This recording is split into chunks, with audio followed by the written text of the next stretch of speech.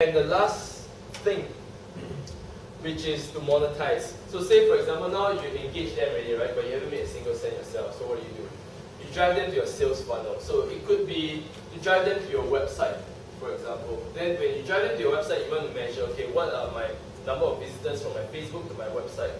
My website, what's my conversion? Right? How do you measure your conversion? Say if you run a restaurant, right? Because it's not an e-commerce store. So how do you measure conversion? Anyone knows? If I run a restaurant, for example, a traditional business where I'm in a brick and mortar store. So I've got a website, if I drive people to my website, I want to measure, okay, say if I drive 100 visitors from Facebook, and by the way, this is all covered in the KPI video, social media ROI video.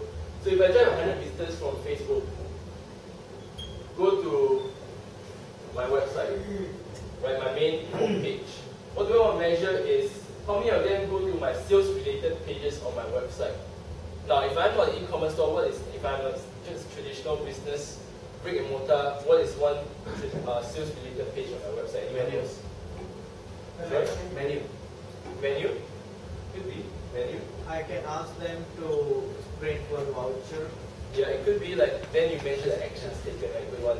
So another thing could be like the sales-related pages, so it could be your contact us website. So because when people go to your contact us website, the likelihood is that they have an inquiry and they want to contact you, right? So an inquiry could be a potential lead.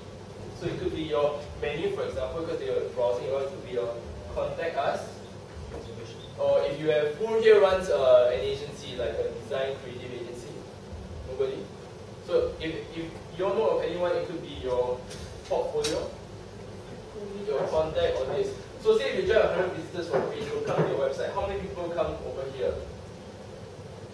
Say maybe about 20% of your total visitors from your website, so it could be 20 visitors.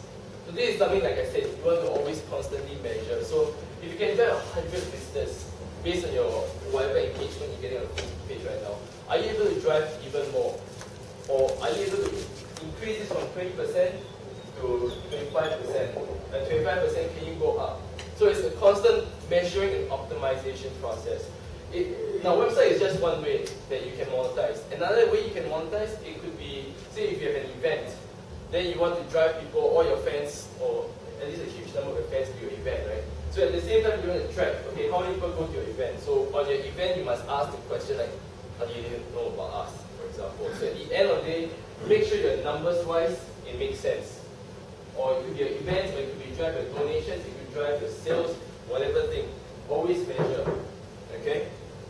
And with that, I will wrap up. And I guess this answers question 2. But question 1, Christopher, you asked, right, how do they make their revenue? So Facebook makes their revenue, 80% is from advertising, 20% is from your games, like your Farmville and all that. People have credit dollars and all that.